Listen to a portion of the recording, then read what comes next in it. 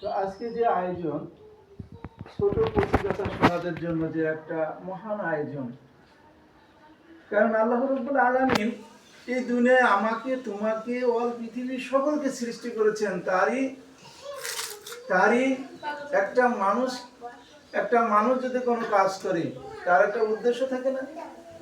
আল্লাহ রাব্বুল আলামিন যখন আমাদেরকে সৃষ্টি করলেন, এই পৃথিবী সকলকে যখন সৃষ্টি করলেন, তখন তারও তো একটা উদ্দেশ্য ছিল নাকি? উদ্দেশ্য আছে না? সেই উদ্দেশ্যটা কি? যে আল্লাহ রাব্বুল আলামিন বলতেছে যে তোমরা আমাকে উপাসনা করো, আমার উপাসনা করো। আর আল্লাহ তাআলা এই পৃথিবীতে যত নবী রাসূল, এই যে বলেছে 1 লাখ মতান্তরে 2,24,000 পয়গম্বর আল্লাহ তাআলা এই পৃথিবীতে প্রেরণ করেছেন নাকি? তাহলে এদের সকলেরকে আল্লাহ তাআলা কি দিয়েছেন? যে আল্লাহ তাআলা দ্বীনের দাওয়াত দেওয়ার জন্য পৃথিবীতে তাদেরকে পাঠাইছে। যে মানুষ যখন গুমরাহী হয়ে যায়, মানুষ যখন গুমরাহী মানে বিপদ পথ অন্য পথ ভ্রষ্ট হয়ে যায়, তখন আল্লাহ তাআলা একজন নবী রাসূলকে পৃথিবীতে প্রেরণ করেছেন।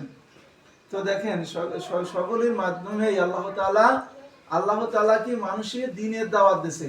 তো আমাদের যে শেষ নবী হযরত মুহাম্মদ মুস্তাফা সাল্লাল্লাহু আলাইহি ওয়াসাল্লাম, যে আমাদের নবী, শেষ নবী, সর্বশ্রেষ্ঠ নবী, পৃথিবীর সর্বশ্রেষ্ঠ নবী, যার উপরে সর্বশ্রেষ্ঠ কিতাব অবতীর্ণ হয়েছে, সেই কিতাবটার নাম কি?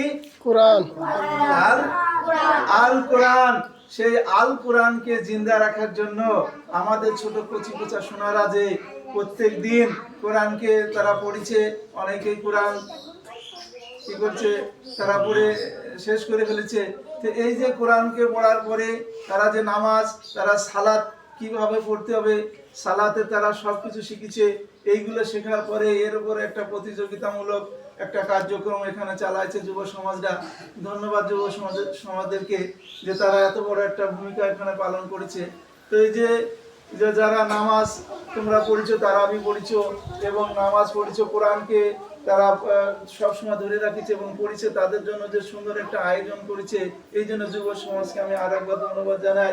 তো আমি সর্বশেষে তোমাদেরকে জানাতে চাই যে তোমরা আরো বেশি আল্লাহর পথে ধাবিত হবে, কোরআনকে ধরে রাখবে, আল্লাহ নবী রাসূলের পথ অনুসরণ করে চলবে, বাকি জিন্দেগি তোমাদের সুখী ও সমৃদ্ধ হবে। এই বলে আমি আমার সংক্ষিপ্ত বক্তব্য এখানে শেষ করছি। আসসালামু আলাইকুম ওয়া রাহমাতুল্লাহ।